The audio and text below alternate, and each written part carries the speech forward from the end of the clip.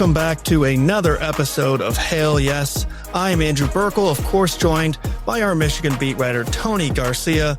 We are another week closer to college football season, and this is time of the year that I'm always like, all right, I'm actually excited for football to be here. I'm pumped up. You know, the hot days kind of start feeling, shorter nights, and it's getting dark at like 8:30 that night. I'm like, ooh, football is almost here, before you know it. So it's sad, but also exciting because we love football. So you feeling pumped up, Tony? I am. It's funny. Like, I feel like this is what's on our mind. So, but this is like sort of what we've been thinking and what you and I talk about, off air as well, right? And like a few weeks ago, once we were in Vegas for media days, it's like, oh, now it's going. Then the next week in fall camp starts, it's like, oh, now it's really going. Now Michigan's had a scrimmage. We're meeting with Sherrone for the final time before we meet with him for game week. So get in those final pool days and boat days. That's what I did this last weekend, and trying to squeeze them all in because it's about done. I know. Yeah. It just starts to feel more real. And my gauge, I feel like for myself, I'm like, all right, I'm going to start listening to maybe some college football podcasts. I'm going to start looking for, the preview magazines and stuff like that. I start like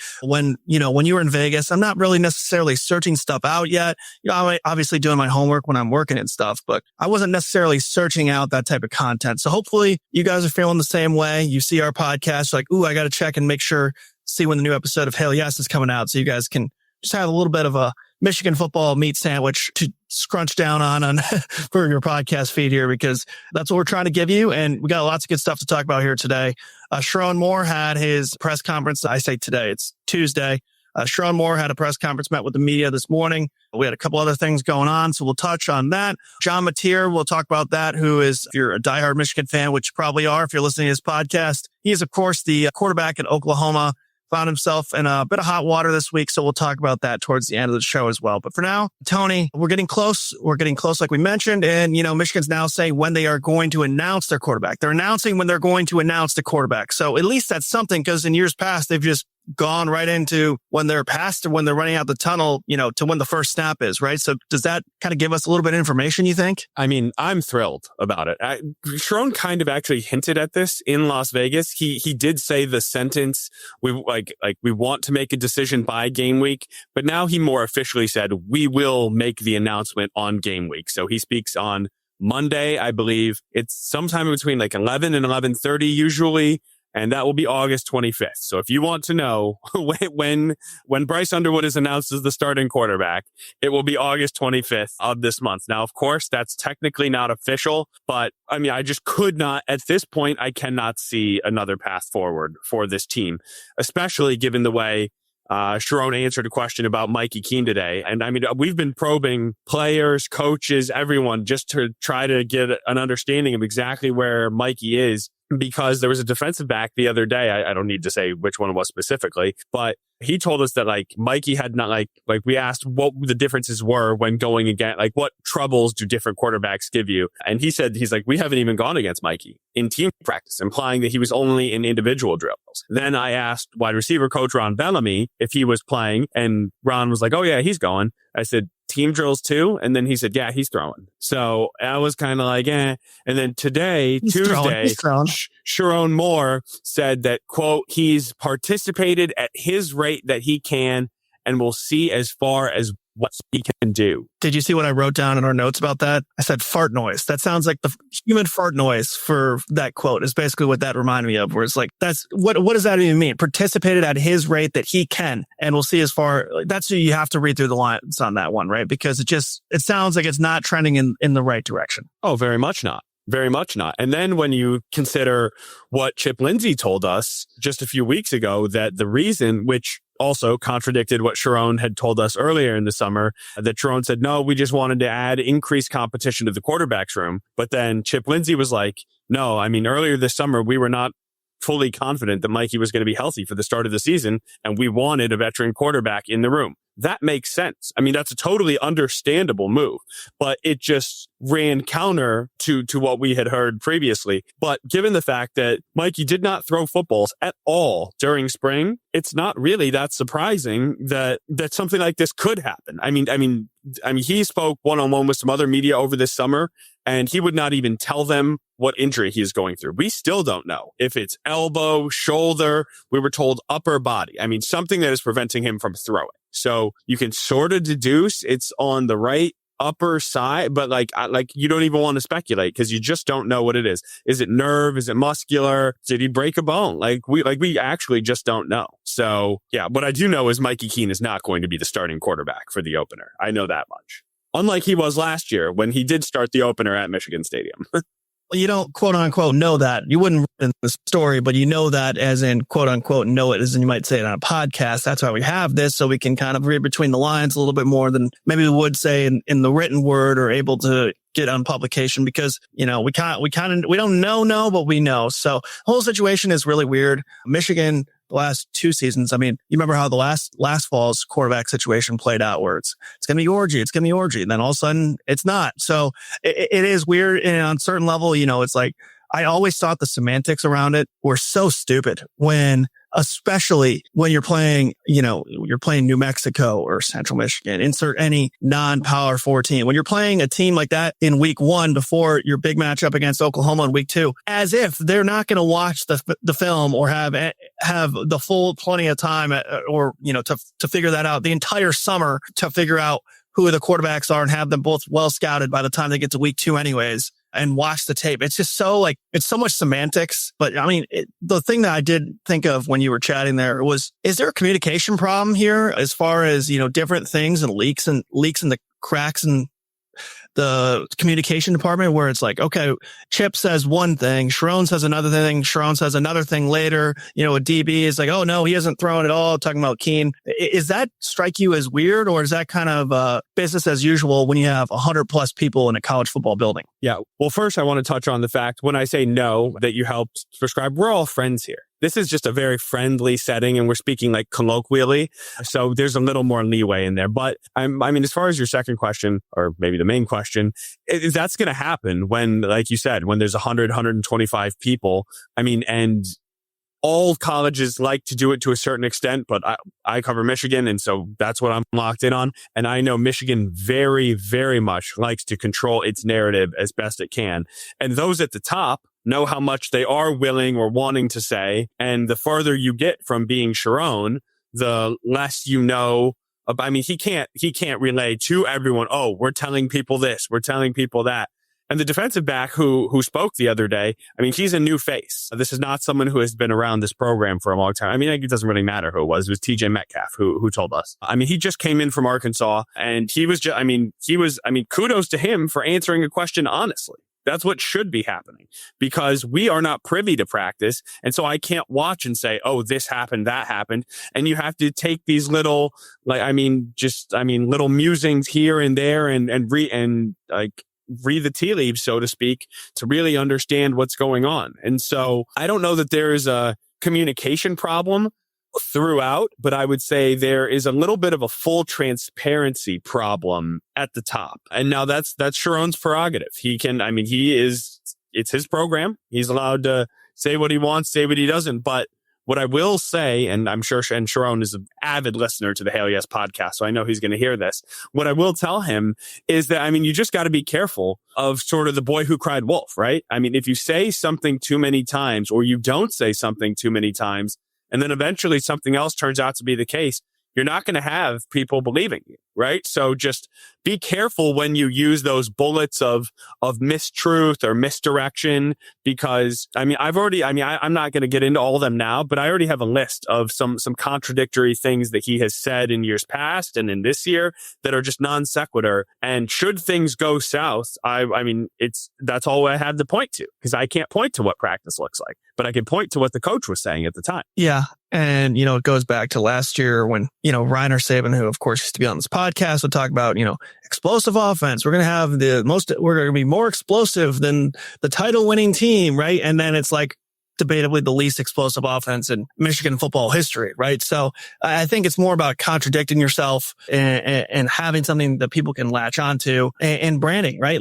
you got to have a brand in college football because you mentioned, transparency problem at the top. I mean, you could literally say that about basically, all 100 plus teams in college football. There's very few Dan Campbells out there who are like, yeah, T-Slaw looks pretty good out there, guys. I think we hit on this one. Or, Hooker, he's got a long way to go. Like Dan Campbell will give it to you straight. Some of that's just like the NFL culture. Some of that's just who Dan is. But college football, top to bottom, is very secretive. But what you do need to be is consistent, and recruits and fans need to know that like whatever you're saying can be relied on as what you actually think, right? Or otherwise you get yourself in a little bit of like where Michigan State found themselves with Mel Tucker, where it's like, what the heck is Michigan State football even anymore? Like we don't even know what it is. And you look back at Michigan when they rebranded and, basically went back to their roots in the last 3 years of the Harbaugh run there, where it's like, we're ground and pound, and you knew exactly what Michigan football was, right? Like that's where all this stuff starts to add up. It's not necessarily like,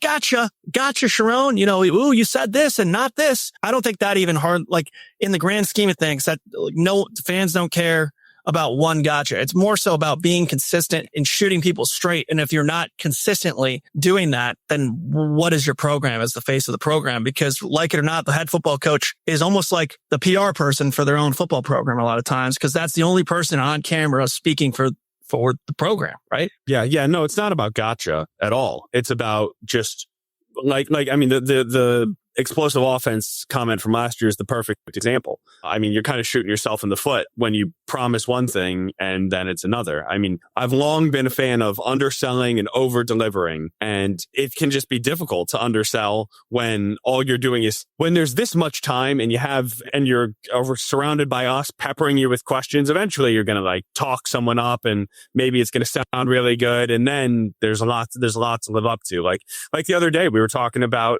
the 1,000-yard receivers. I mean, Michigan has had one 1,000-yard receiver in 17 years. That's after 1999 to 2007, which while it doesn't sound like it, that is 9 seasons. That's not 8 seasons, but that's 9 seasons. And 8 of those 9 seasons, they had 1,000-yard receivers. So 8 of 9 and then 1 of 17, right? So you want to give fans hope that, hey, we got like this guy, Donovan McCulley. We think he could be the next guy. That's why we've given him the number 1 jersey. But also be careful because, I mean, it's not going to be like last year where he's Tyler Morris and leads the team with 247 yards. That's not going to happen. But there is at least a level of expectation like this is going to be an alpha receiver. And so there's a lot of pressure on Donovan to live up to that. No doubt. Well, speaking of communications, the Michigan football program has sort of got their mantra out there from Sherrone today. The mantra is today, not tomorrow. What did he say about this and what's kind of the point of it? And, a lot of college football teams have this, but it's one of those where it's like, you remember when the team is really good, you remember their mantra or their whatever their phrase that they latch onto, and if they're not as good, you kind of forget it, right? But what is interesting about this one to you? Oh, I think sometimes you remember them just as much when they are bad, right? I mean, I know terribly a lot bad, of people. maybe. The perfect example is, again, the second Michigan State reference on this podcast. That's not great, but the Mel Tucker keep chopping. People love, Michigan, Ohio State, Penn State, everybody loves to joke about that, right? Especially because technically keep chopping, I guess, was a Rutgers phrase first. And if you're stealing a phrase from Rutgers, you should have known then and there that it really wasn't the one. But I digress. But today, not tomorrow. Sounds like it came from Robbie Emery, who's the team chaplain and the director of character development for the team. He's really the team pastor, if you will. He was right-hand man under Jim Harbaugh, but he's still stuck around the program because he's got Southeast Michigan roots. And Sherrone was just saying, it's pretty much what it sounds like, right? Yesterday has already happened. There's nothing you can do about it. Tomorrow is not promised. We don't know where we'll be at. So just sort of be where your feet are. Focus on doing the best you can on every given day. It's sort of like 1% better today, right? And if you just continue to stack day after day, then that's really what it's about. And also, frankly, I think it serves 2 purposes. And I don't think I'm the only one who thinks this. It's because there's still a bit of a cloud hanging over the Michigan football program. That's obvious. Sherrone was getting asked about it today, about the NCAA ruling that we are all expecting in T-minus 17 or fewer days that who knows, it could be further punishment. It could be recruiting sanctions. There could be financial implications. There could be an additional suspension for Sherrone. Some are hoping that that the wins are vacated or there's a college football playoff suspension. I don't think either of those are going to happen, but there's a lot that's still on the table here, right? And part of that is which games Sherrone Moore not maybe, but will be suspended for. And he was asked about like, what plan do you have in place for that? Those sorts of things. And he got to use his team mantra. Hey, today, not tomorrow. We're not talking about tomorrow. We're focused on today.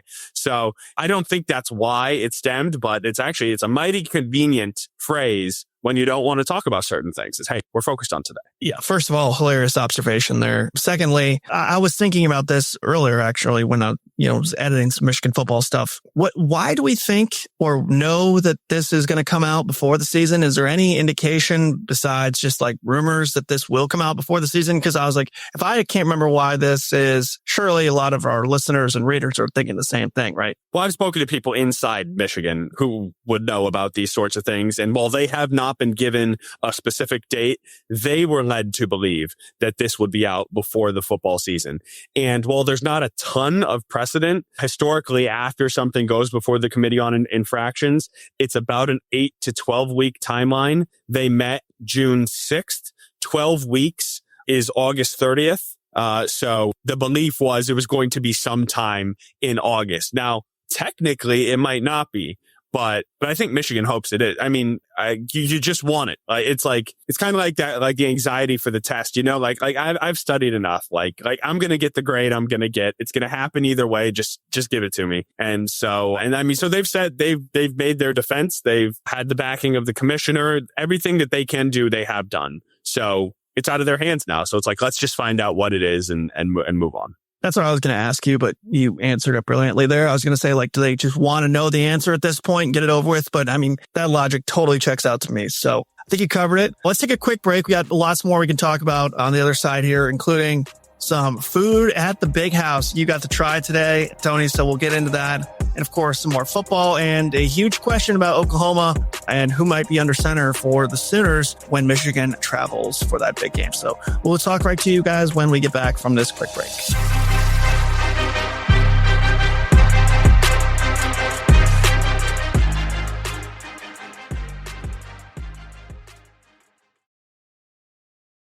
Welcome back, everyone. Thank you for sticking around for that quick little break there.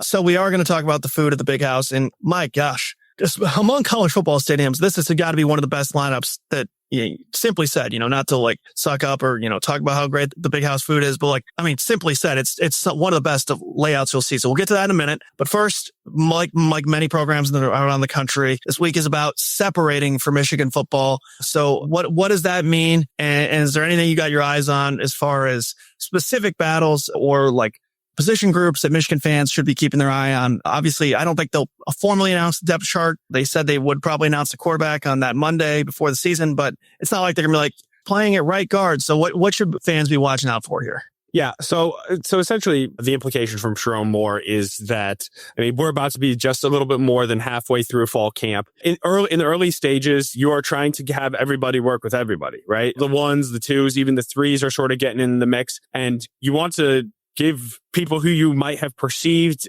early on to not really be a factor in the race, at least give them a shot, see if they surprise you. If not, then they'll back out. Then you start sort of navigating the reps of, all right, this is really kind of that one group. This is that two group. Maybe you're moving a few guys still around here and there.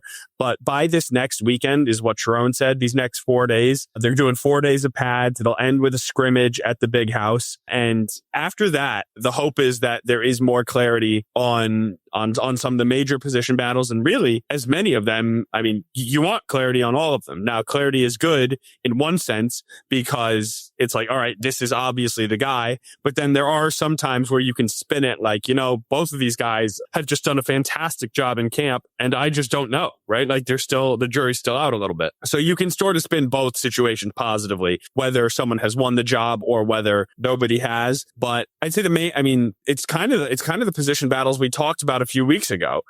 Left tackle, that's now down to 2. That's Evan Link or Andrew Babalola. Sounds like Blake Frazier. They're sort of moving over to the right side to back up Andrew Sprague. There's 4 guys at right guard, Nate Afobe, Jake Granera, Brady Norton, and Lawrence Hattar, the transfer from Ferris State. So, I mean, they're just kind of listing all those names. I think it's a phobie because his name is listed first every time, but you just don't. And he's been in the program the longest, so you just always give that guy the leg up. Nickel, I'm not even going to make a guess at. I mean, I have heard 7 different names listed as the starting nickel. And I really genuinely do believe this is one of those reading between the lines sort of things where it's like, man, I just don't know what we can take fully at face value because they're trying to keep their cards close to the chest, which you understand. I do think that they will move different nickels around, and maybe sometimes it could be a Zeke Berry or a Jair Hill. Sometimes it could be a Mason Curtis who's bigger. Sometimes it could be a Brandon Hillman who's a hitter.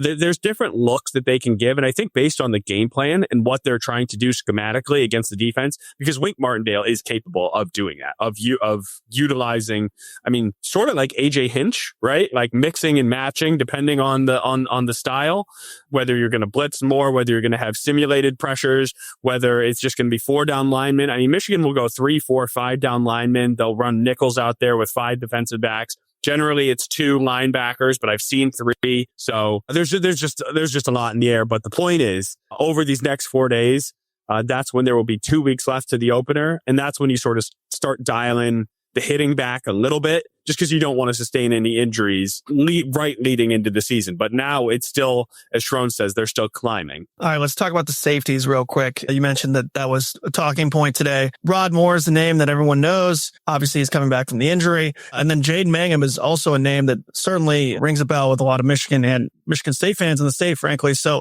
he seems to be trending in the right direction. And if nothing else, could give them some decent depth to the position, right? Yeah. So the phrase, I will keep it quick with both of them. With Rod Moore, the phrase was sooner than later. I mean, I spoke to Rod a couple weeks ago. He put himself at 85%. He said maybe week 1, maybe week 2, maybe week 3. It's hard to see him getting out there at week 1 because he's still not fully practicing with the team.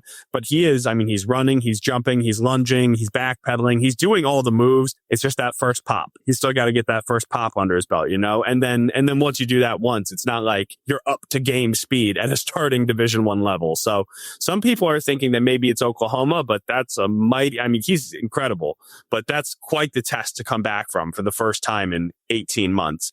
So I kind of feel like maybe Central. I don't know. That's just a gut thing. It could be any of those first 3 weeks, though.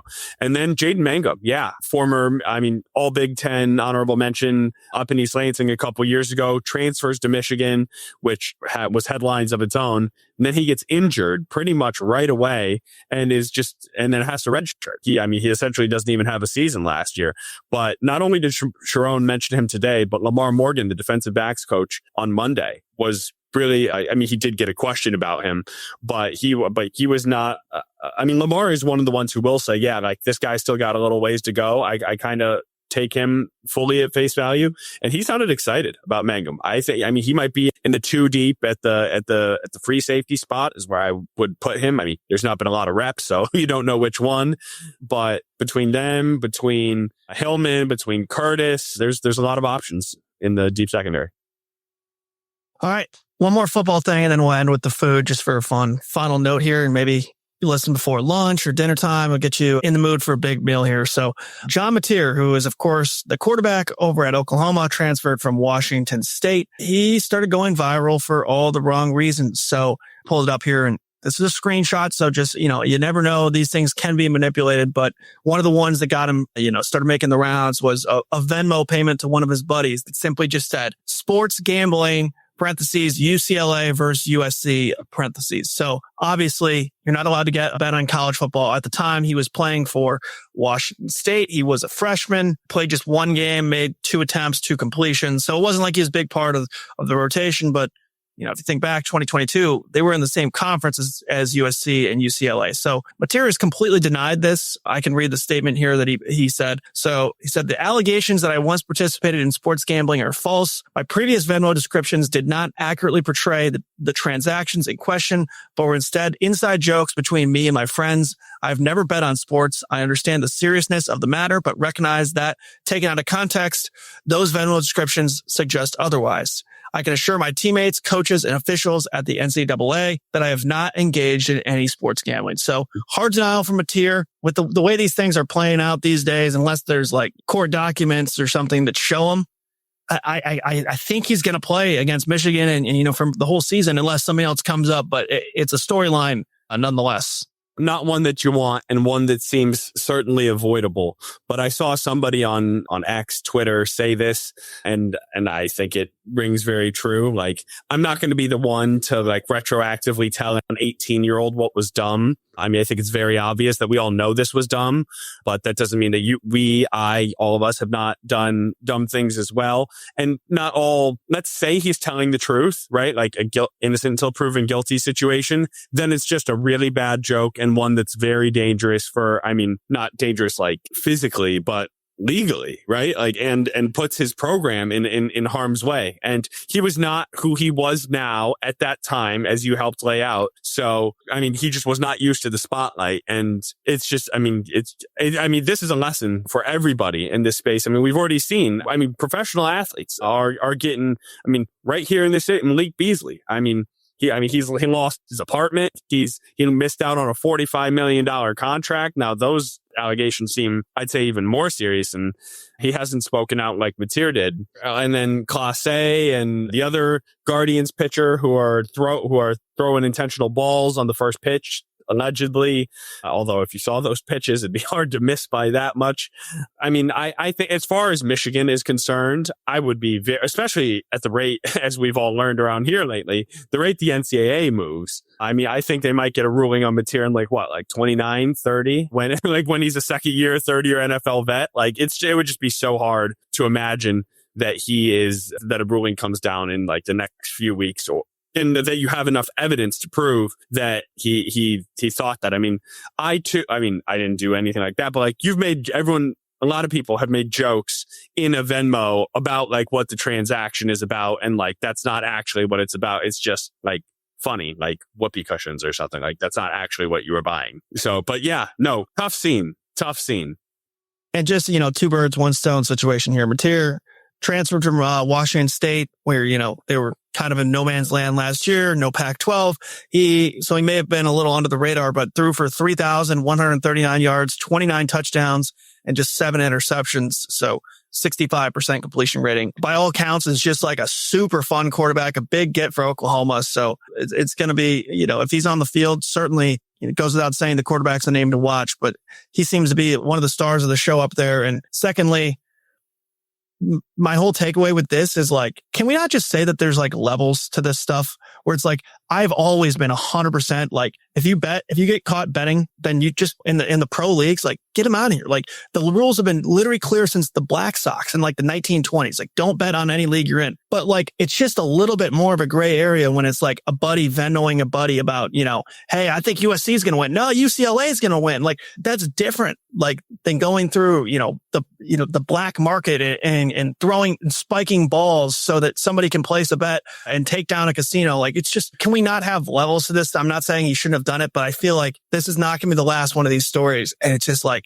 are we really going to punish the kid who was on the bench at 17 or 18 years old, just watching a Pac-12 game and is like, hey buddy, let me make it right and send you that Venmo, and didn't even think about the consequences. I just think like, I'm almost like, I don't care. Right. And I have never, ever, ever had that take with sports gambling, but like, come on, let's look at this with like an objective pair of eyes, No, and here's the thing. I'm going to talk out of both sides of my mouth here because I do agree. Like this seems very innocuous, right? Like it seems like really not a big deal. That said, with how rampant sports gambling is getting and how easy it is to just manipulate one thing here or there. Now I get like, because it's not a game they're involved in. I think that's totally different than if it was a game you're playing in. It is the sport, though. It is the same sport, right? That's where you get yourself in.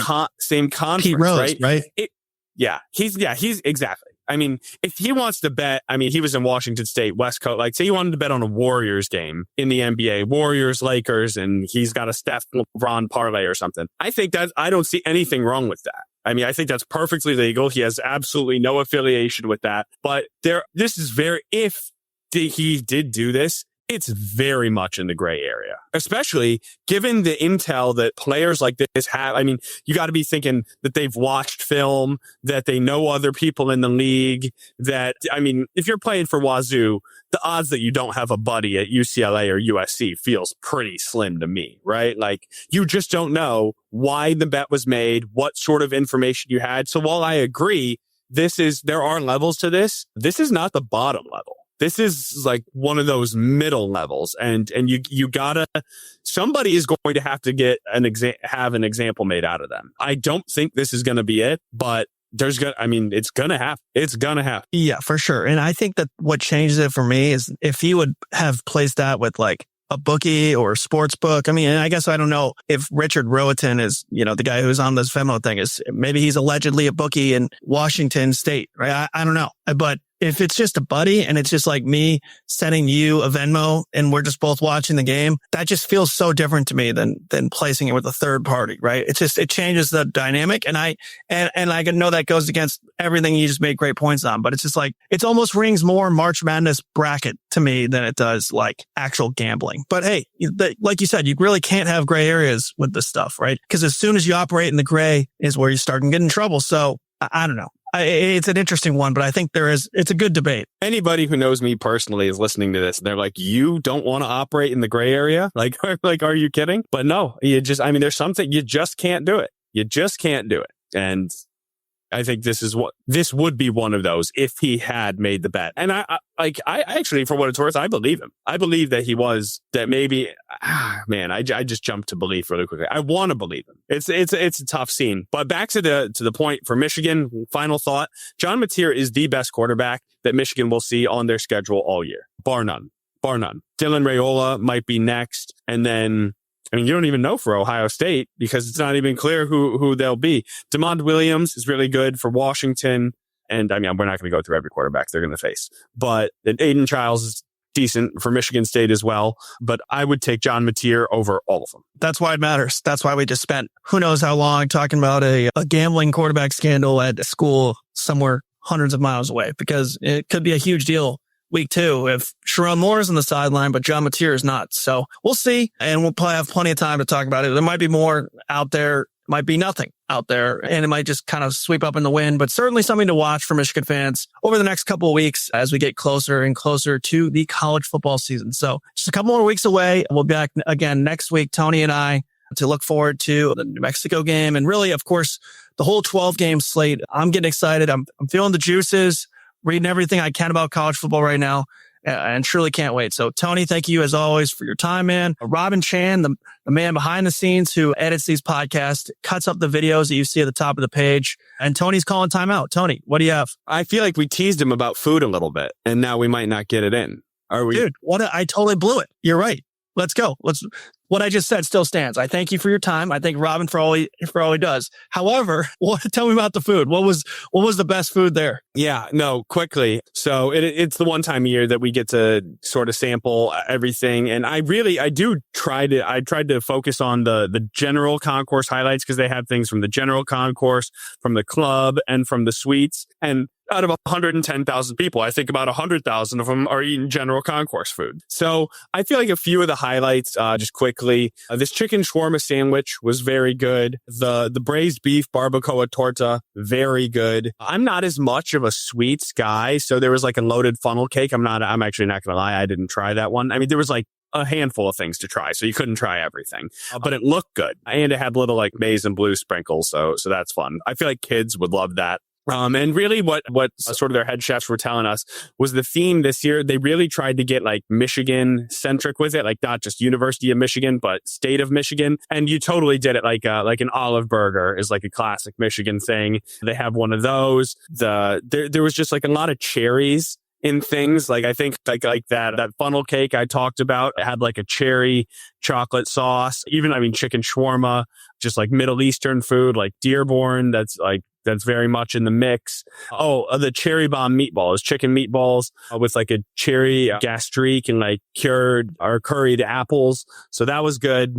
Some truffle Parmesan fries were very good. Now we're sort of into the club level. If you're able to get up there, they had some Nashville hot chicken tenders that were delicious. But I gotta say, maybe my favorite thing, and this will surprise my fiance because she knows I'm not much of a sweet tooth. They had root beer floats, and I love me some root beer. And I don't know if I've had a root beer float in 15 years, like 20 years. I actually do not know the last time I had a root beer float. And it's just Barks root beer and like some vanilla ice cream, but it was delicious, especially because it was really hot today. I was going to say, literally like 92 degrees outside, a root beer float, top 5 most refreshing things. But you got to have like a reason to have a root beer float. You can't just be like Tuesday afternoon, root beer float. Well, today wasn't Tuesday afternoon with a root beer. But they literally put it right in front of your face. That was the reason, right? Yeah. And I was testing it for the people. As I said, this was all for research. I'm here for you. That's why you listen to Hail Yes. But no, I mean, I gotta hand it to him. The food was really fantastic. And you could just hear the way they talked about it. Like, it's like people who care about their craft. Like, they genuinely put thought and time into this. And I will tell you, I mean, some of the press, everyone like always assumes, oh, you're the press, you must get like surf and turf and this and that. No. There are places where I get a coupon for a hot dog or a pretzel, and that's it. And they're not good. They're not good hot dogs. So it was very kind of them to let us try it. Now, of course, they wanted us to tell the people about it, which we are doing, and that's fine and fair game, but it was good stuff. So I'd say those are some of the things I recommended. My favorite was the Nashville hot chicken sandwich, but anywhere that has that, that's going to be my favorite.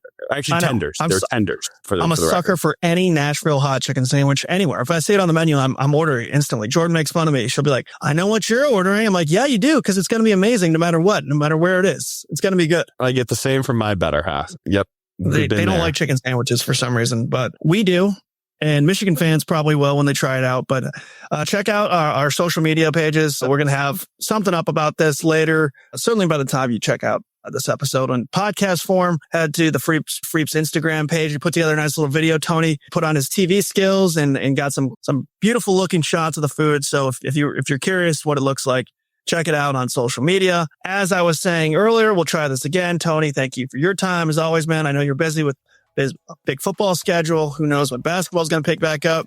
Thank you to Robin, who, like I've said a million times, is the backbone of this entire podcast network, not just Hail Yes, but Days of Roar, Pistons Pulse, all of our podcasts here. So lucky to have him on staff. So thank you to Robin. Thank you to our sports editor, Bill Bradley. And of course, our person in charge of everything, Nicole Avery Nichols. So thank you so much as always. And thank you for sticking around. We'll be back again next week with another episode. Looking forward to football season coming up faster than we can believe it. We'll talk to you soon.